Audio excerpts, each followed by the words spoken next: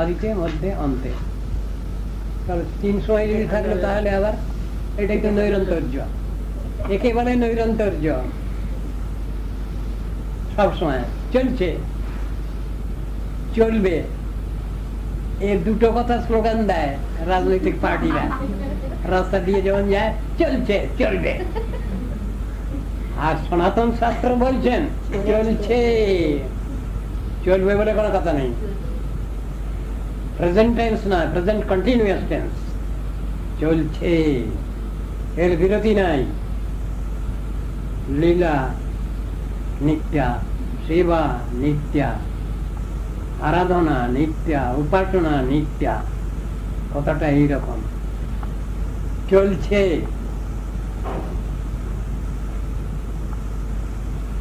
কিছু হয়ে ফেলে গেল তা নয়, চলছে। চিন্তামণি প্রকর সদমসু কল্পবৃক্ষ, বৃন্দাবনে কল্পবৃক্ষ। কেমন কল্পবৃক্ষ? একটা বৃক্ষের কাছে যাওয়া যায়, আমাদের ভগবত প্রেম প্রীতি দান করো, দিয়ে দেবে। এইরকম লক্ষাবৃতি সুরভীর অভিপালয়ন্তম, সুরভি সব সেখানে, লক্ষ্মী শত সহস্র সহস্র শত সম্ভ্রম সেব্যমানম, সহস্র লক্ষ্মী সব সময় সম্ভ্রমের সঙ্গে সেবা করছেন। কার? গোবিন্দের। শুধু গোবিন্দের না, তার সঙ্গে আরো একজন আছে, রাধা গোবিন্দের, রাধা শ্যাম সুন্দরের, রাধা মদন মোহনের, সহস্র শত লক্ষ্মী তারা সম্ভ্রমের সঙ্গে সেবা করছেন। যা চাওয়া যাবে তাই। শুনলে তো ইচ্ছা হয়, তাই তো এমন জিনিসটা তো ভালো, পাওয়া ভালো, কিন্তু পাওয়াটা কঠিন। কিন্তু যে পায় সে পায়, এ কথাও সত্য। কেউ পাবে না এ কথা নয়, পেয়েছেন অনেকে, পাচ্ছেন অনেকে। সুতরাং আমিও যদি ঠিক মতো চলি তা আমিও পাবো, সে আশা ভরসা রাখতে পারি, এই তো কথা।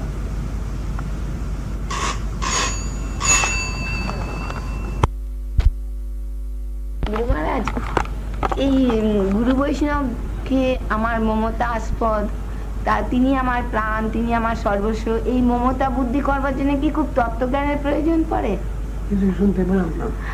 গুরু বৈষ্ণবকে, বিশেষ করে গুরুদেবকে, তিনি আমার সবচেয়ে জীবনের সবচেয়ে বড় মমতাস্পদ, তার প্রতি যে মমতা থাকবে, তার তিনি আমার জীবনের সর্বস্ব, এর জন্য কি খুব তত্ত্বজ্ঞানের প্রয়োজন পড়ে? মমতা তত্ত্বজ্ঞান কাকে বলে তা তো আমি জানি না, ওই জন্য তো প্রশ্ন করলাম। কাউকে ভালোবাসবো কিংবা কারোর প্রতি আমার মমতা হবে, তার জন্য জানতে হবে, জেনে তবে তার প্রতি মমতা, এরকম কি? তত্ত্বজ্ঞান তাকেই বলে শাস্ত্রীয় জ্ঞান। তাই জন্য বলছি যে বাস্তব জ্ঞান, পরমার্থ জ্ঞান, তাকেই বলে তত্ত্বজ্ঞান। আর জগতের যেসব জ্ঞান আছে সেগুলো তত্ত্বজ্ঞান বলে না, সে তো লৌকিক জড়ীয় জ্ঞান বলে, সেগুলোকে জড়ীয় জ্ঞান বলতে পারা যেতে পারে। কিন্তু আমি বলছি মমতা কারোর প্রতি, তার প্রতি তিনি আমার জীবনের সর্বস্ব, এর জন্য কি খুব বেশি একটা তত্ত্বজ্ঞানের প্রয়োজন পড়ে? না বিনা তত্ত্বজ্ঞানে ওগুলো গুরু বৈষ্ণবের আশীর্বাদে, তার কৃপায় আসে? সেইটাই ঠিক কথা। তত্ত্বজ্ঞান আমার নিজের চেষ্টার দ্বারা আসে না, হয় না। তত্ত্বজ্ঞান কৃপা সাপেক্ষ, কিন্তু তার জন্য তো আকাঙ্ক্ষা থাকা চাই, যত্ন আগ্রহ থাকা চাই, এইটা হলো কথা। না, তত্ত্বজ্ঞানের উপর কি ওই মমতা প্রীতি নির্ভর করবে? আমার প্রশ্ন হচ্ছে, কারোর প্রতি আমি কাউকে জেনে নেই, আগে ভাগে শুনে ফেলেছি, জেনে নিয়েছি যে স্নেহ মমতা ছাড়া কোনো জিনিসটাই সম্ভব হয় না, তাহলে গুরু বৈষ্ণবের প্রতি কামনাটাই দরকার আছে আগে, তারা যাতে খুশি হন, সন্তুষ্ট হন,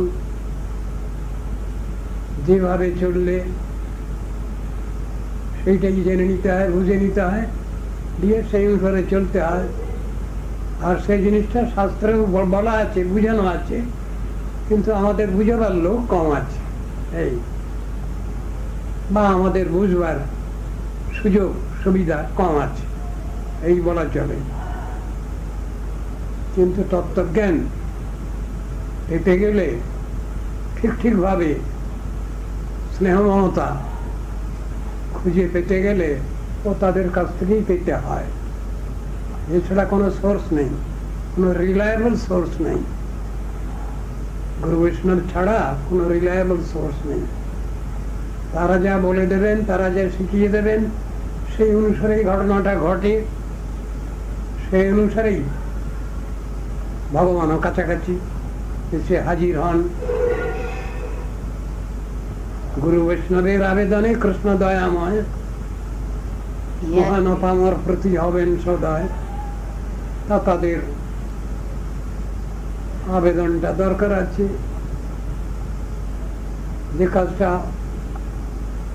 খুবই কষ্টকর, সেটা অনেকটা সহজ সরল হয় গুরু বৈষ্ণবকে হাত করতে পারলে, এটাই হলো বড় কথা। এখন গুরু বৈষ্ণবকে হাত করার কথা, সেটাও শাস্ত্রেই লেখা আছে, সেটাও সাধু সজ্জনরাই জানেন, সেটা শাস্ত্রেও লেখা আছে সেই জিনিসটা। তাদের প্রতি কামনায় সবকিছু কাজটা করতে হয়। কিসে তারা সন্তুষ্ট হবেন, এই জিনিসটা যদি জানতে পারা যায়, তা আমরা সেই অনুসারেই সাধন পথে অগ্রসর হই, এইটাই তো কথা।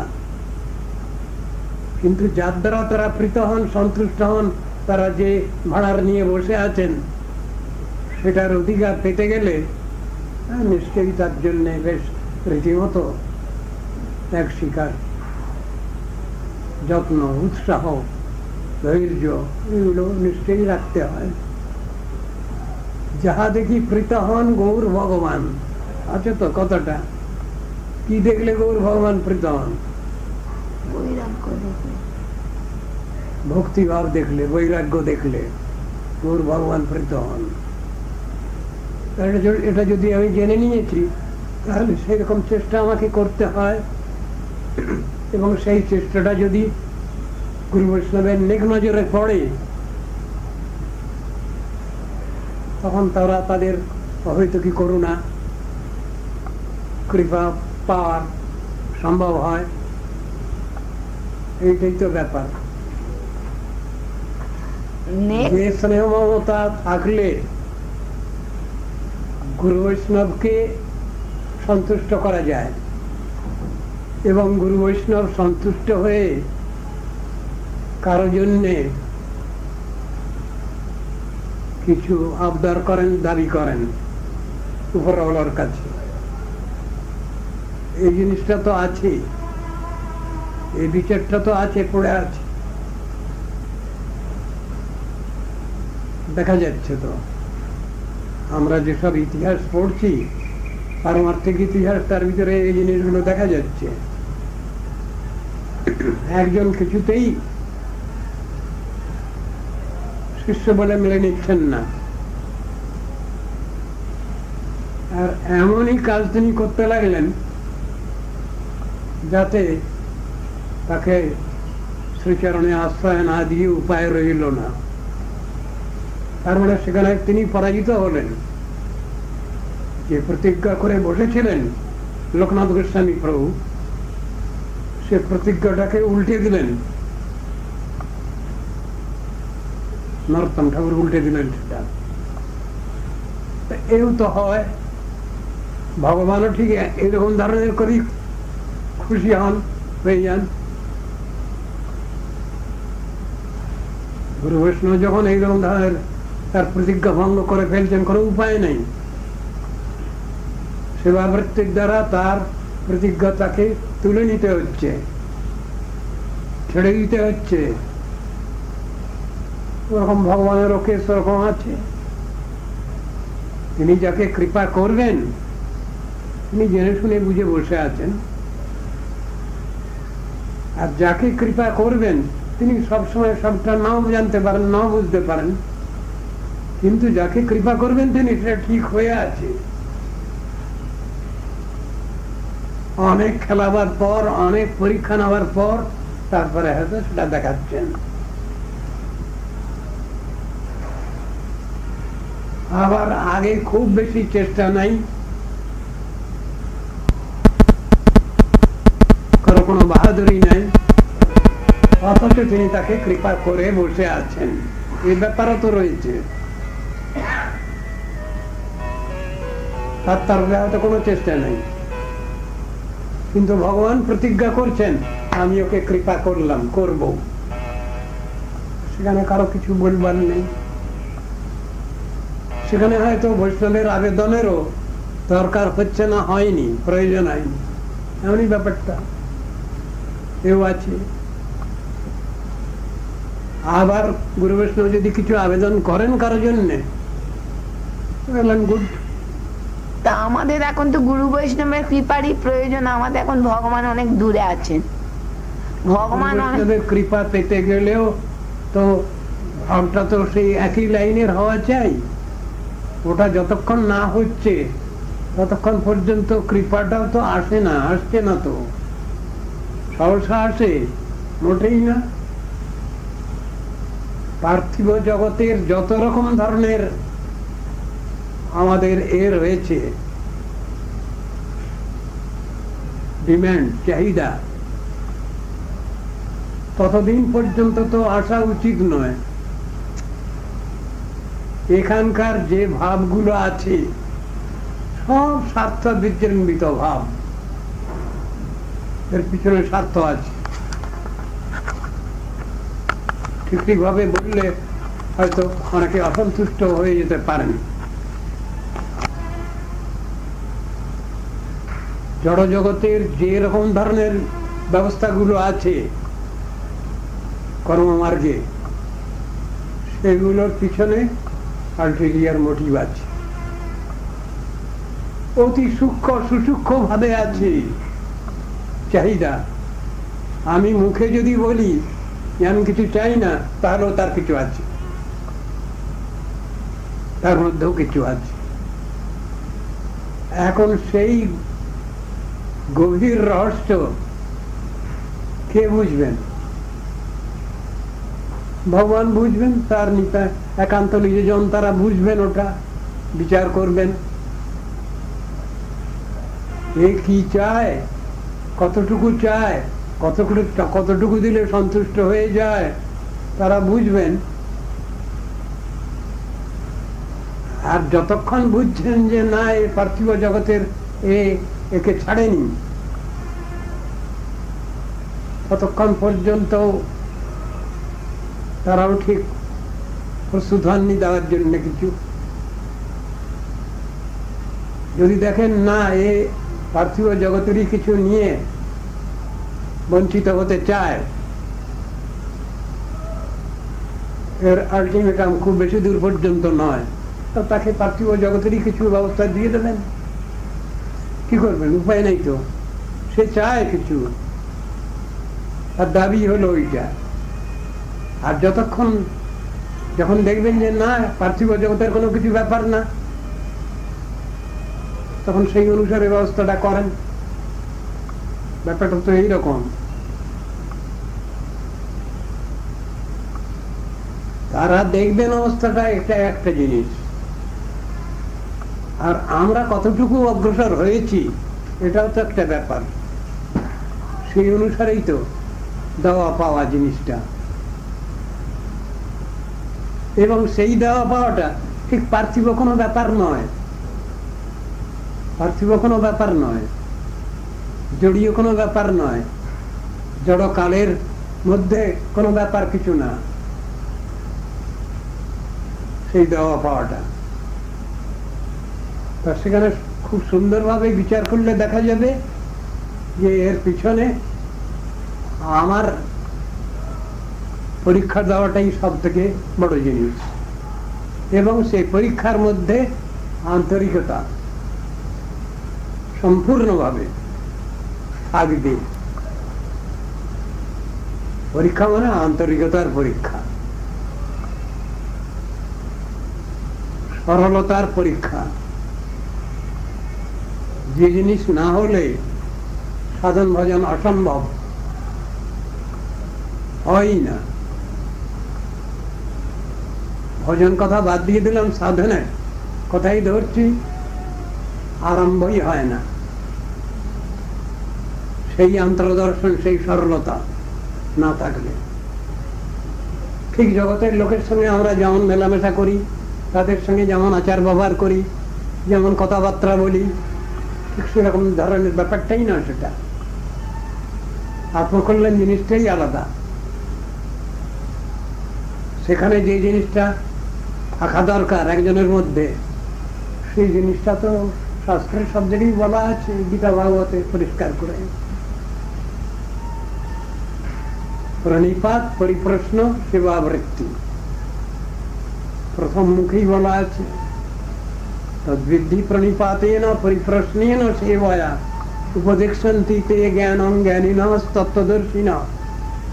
কথাটা বলা আছে, এই একই ধরনের কথা ভাগবতেও বলা আছে, একই কথাই। তো ওইটাই তো প্রসেস, প্রসিডিওর। ও ছাড়া তো কিছু বলা যাবে না, ওই কথাই তো বলা আছে। এখন আমি যদি সহজ সরল হই, সেই ভাব নিয়ে যদি চলি, ওইটাই যদি আমার ভূষণ হয়, সব কিছু, তার দিক দুটো নেই, একটাই দিক। কখনো আমি সরল, কখনো আমি কপট, তাহলে হলো না। এমন কি হয়, একটা লোক কখনো সরল কখনো কপট হয়, হয় জড় জগতে হয়। এটা জড় জগতে এটা হতে পারে। জড় জগতে না হলে তাহলে ওই বিচারটা আসে কেন?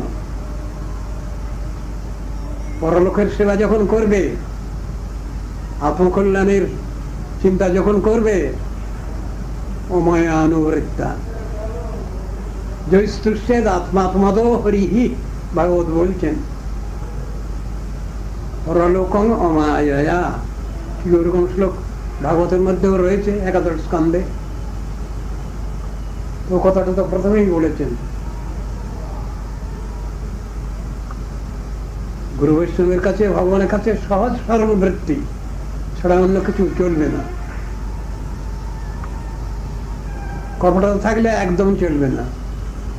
আমি একটা কিছু প্রিটেন্ড করছি, ভান করছি, হবে না। তারা হ্যাঁ না কোনটাই বলবেন না। যদি সামান্য কিছু দরকার হলে একটা কথা বলে দিলেন, সেখানে পরীক্ষায় পাশ করা মানে আন্তরিকতা, সহজ সরল বৃত্তি। জাগতিক বিচারে দুরকমই হয়। কোন জায়গায় আমি সহজ সরল ভাবেই জিনিসটা প্রকাশ করি, আর কোন জায়গায় চেপে যাই, কোন জায়গাটায় হয়তো ঠিক উল্টোটাই বলি। এই ভাব তো এই জগতে আছে, কিন্তু গুরু বৈষ্ণবের কাছে চলে না এটা, ভগবানের কাছে ওটা চলে না। আত্মকল্যাণেচ্ছু ব্যক্তি যারা, তাদের পক্ষেই বিশেষ করে এই ব্যবস্থা। আর জগতে চলতে গেলে, খাওয়া থাকা পড়া নিয়ে চলতে গেলে, সে যখন যেমন তখন তেমন অবস্থা। সরকারের আইন এমন হয়ে যাচ্ছে যে আইন পালন করতে গেলে প্রত্যেকটা মানুষকে চোর ডাকাত গুন্ডা বদমাশ হয়ে যেতে হচ্ছে। কি করে? সোজা সহজ সরল কথা এটা। আইনই এমন করে দিচ্ছে সরকার। যেটাকে রক্ষা করতে গেলে, সংরক্ষণ করতে গেলে আমাদের নিজেদেরই অনুদার হয়ে যেতে হচ্ছে, নিজেদেরই উল্টো পাল্টা করতে হচ্ছে। তাহলে আমি বাঁচতে পারবো না। আইনগুলোই তো এরকম হয়ে যাচ্ছে, ওই পথে ঠেলে দিচ্ছে, এগিয়ে দিচ্ছে। আমি যদি সহজভাবে যদি চলি তাহলে আমার একটা কাজ উদ্ধার হয় না। সুতরাং সেখানে এলো নানদ মাহাতের কাজ, ঘুষের ব্যাপারে এসে গেল। জিনিসটা তো ভালো না। সাধারণ জগতের লোকও জানে ওটা খারাপ জিনিস, আর পরমার্থ জগতে তো বলাই আছে এটা মোটেই চলবে না। অথচ দেখছি ওইটা না হলে আমার কাজ হয় না। পার্থিব জগতের কাজ উদ্ধার ওই রকম, ঘুষ দেওয়াটাও পাপ, ঘুষ নেওয়াটাও পাপ, দুটোই শাস্ত্রে লেখা রয়েছে। যারা ঘুষ দিচ্ছেন তারাও ধরা পড়লে তাদেরও পানিশমেন্ট, আর যারা ঘুষ নিচ্ছেন তাদেরও পানিশমেন্ট, দুজনেরই পানিশমেন্ট। দুটো জিনিসই খারাপ। অথচ তো চলছে সমাজে। এটা এই জগতের ব্যাপার, কিন্তু পরমার্থ ক্ষেত্রেতে যদি ওই রকম জিনিস চলে কোনো লাভ হবে না। আমি যদি মনে করি আমি কিছু পাবো, কিছুতেই সম্ভব না। আইনের ব্যাপার যে ওখানে কাকু ঠকানো যাবে না। নিজের মনকে ঠকাবেন মানুষ, ঘটনা তো সেই রকম। ওখানে আইনেতেই আছে কে কাকে ঠকাবে।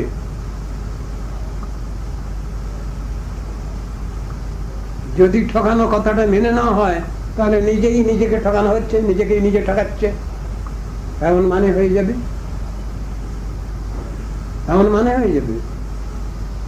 একজন মানুষ নিজেকে নিজে ঠকায় না, ঠকাতে চায় না পারতপক্ষে, কিন্তু হয়ে যায়, ঘটনা পরম্পরায় হয়ে যায়, ওটা মানে হয়ে যায় ওরকম। কি হবে? পরমার্থ ক্ষেত্রেতে কখনোই ওইরকম ধরনের জিনিসটা চলবে না, চলে না। লৌকিক ব্যবহারিক জগতের নিয়ম কানুন পরমার্থ জগতে চলে না। লৌকিক জগৎ লৌকিক জগৎ, পরমার্থ জগৎ পরমার্থ জগৎ। সেখানে মোটেই চলবে না, ওটাই মোটেই চলে না। তো আমি নিজে ওই কপটতা নিয়ে আর চালাকি চাতুরি নিয়ে যদি আমি অগ্রসর হই, কি ফল মিলবে? আমি মনে করে নিতে পারি হ্যাঁ বোধহয় চলে, কিন্তু কার্যক্ষেত্রে চলে না। কার্যক্ষেত্রে আমি অচল হয়ে যাব, আমি ফেল করে বসে আছি। এই তো ব্যাপার। নিজেকে নিজে ঠকানো হয়। অনেক সময় মানুষ দুঃখ করে নিজে নিজেই বলে ফেলে, মাই হার্ট মিসগিভস মি।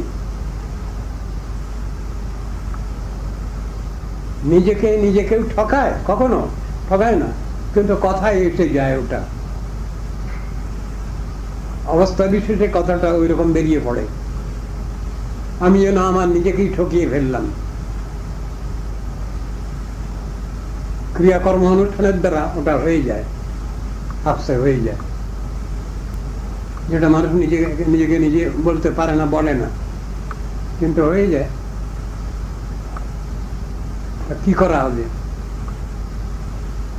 যে স্নেহ মমতা থাকলে গুরু বৈষ্ণবের প্রতি, এ তো সব একবারে ফর্মুলা করা। লৌকিক ব্যবহারিক জগতে যেমন প্রত্যেকটা ফর্মুলা আছে, পরমার্থ জগতে প্রত্যেকটারই ফর্মুলা আছে। সেই ফর্মুলা মাফিক কাজ হয়ে গেলে কাজ ঠিক হয়ে যাবে। আর যতক্ষণ পর্যন্ত সেই অবস্থাটা না হচ্ছে ততক্ষণ পর্যন্ত সেটা মিলছে না। সুতরাং আমার প্রাপ্তি, অ্যাচিভমেন্টও ঠিক মিলছে না। এই তো কথাটা।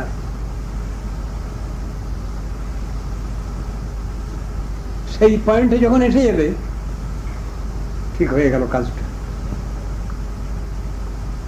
যা বলা আছে শাস্ত্রে, এর একটা কথাও বাজে নয়, মিথ্যা নয়। এর যেমন ডিগ্রিতে বলা আছে সেই রকম ডিগ্রিতেই দরকার। আমার চিন্তা ভাবনা, আমার সবকিছু, আচার অনুষ্ঠান, সবটার মধ্যেই সেই সবলীল ভাব থাকবে, সেই সরলতা থাকবে। সেখানে পড়া দিচ্ছি কার কাছে? মূল মালিকদের কাছে পড়া দিচ্ছি। তো একরকম মালিক তারা শিক্ষাদাতা, এগিয়ে দিচ্ছেন যারা, সেই এক রকমের মালিক। আর এক রকমের মালিক ভোক্তা ভগবান। এক রকমের মালিক আশ্রয় ভগবান, আর এক রকমের মালিক বিষয় ভগবান। এই দুই রকমের মালিক নিয়ে তো চলতে হয় আমাদের।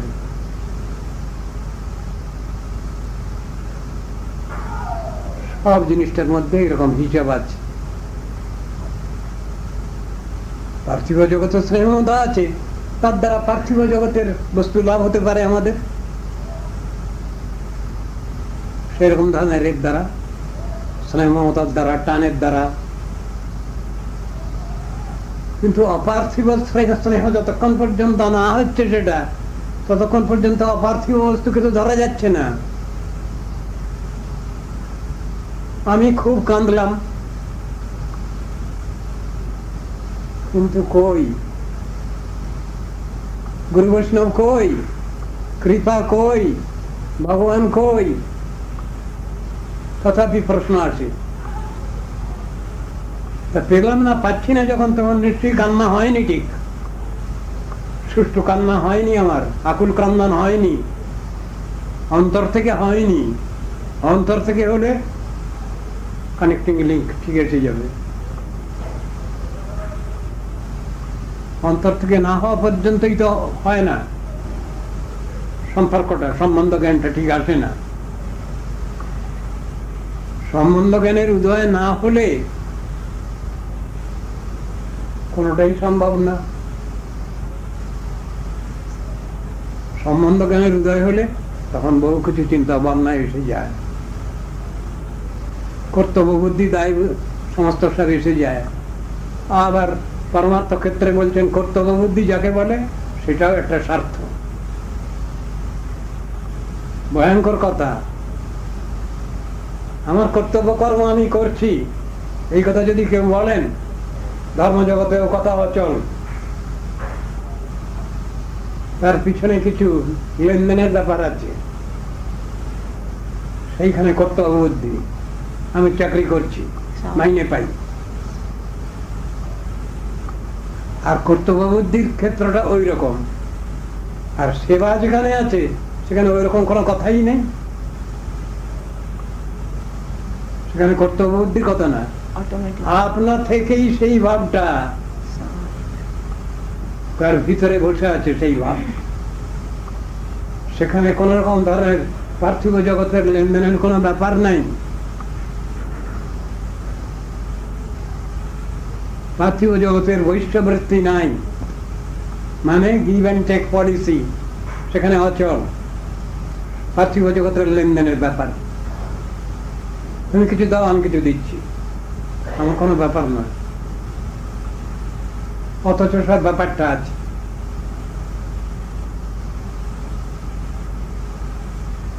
কোটি কোটি জন্মেতে যা লাভ হয় না, গুরু বৈষ্ণব দিয়ে দিলেন, ভগবানও দিয়ে দিলেন। গুরু বৈষ্ণব তো ডাইরেক্ট দেন না সবসময়, পরোক্ষ ভাবেই। গুরু বৈষ্ণবের কাছে কিছু আবেদন নিবেদন করলে তারা বলবেন, তাদের ভাষা হলো এই, আচ্ছা এ সম্বন্ধে আমি বলবো আমার উপরওয়ালাকে, আমি গৌর হরিকে বলবো, আমার উপরওয়ালা গার্জিয়ানকে বলবো, আমি রাধা ঠাকুরানীকে বলবো, আমি কৃষ্ণকে বলবো। তারা কি ব্যবস্থা নেন? এইভাবে আমি দিচ্ছি না, এই কথা নেই। এমন দাম্ভিকতার অহংকারের কোনো কথা নেই সেখানে। আমি বলছি শোনো, তুমি কি বলছো? তুমি কে হে? তোমার কথা কে শুনবে? তুমি বলার কে? আর তোমার কথা শুনবে এটা তুমি ভাবছো কেন? দুনিয়ার লোক তোমার কথা শুনবে, তুমি এটা ভাবছো কেন? এই অহংকার কেন তোমার?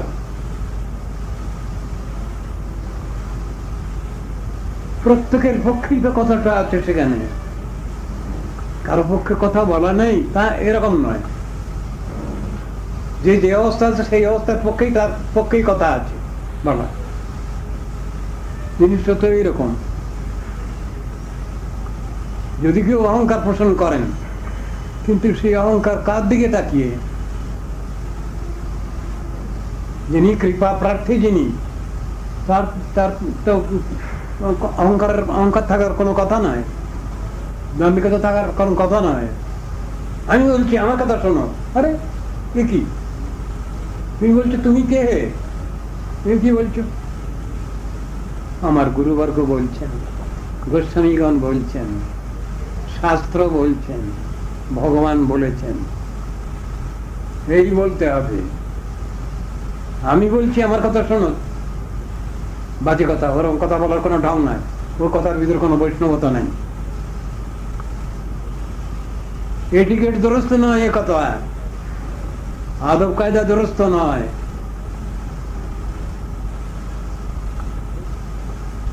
বৈষ্ণবীয় এটিকেট আলাদা।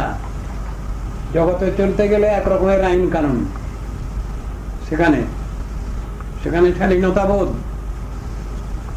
পৃথক জিনিস, সেখানে শিষ্টাচার পৃথক জিনিস।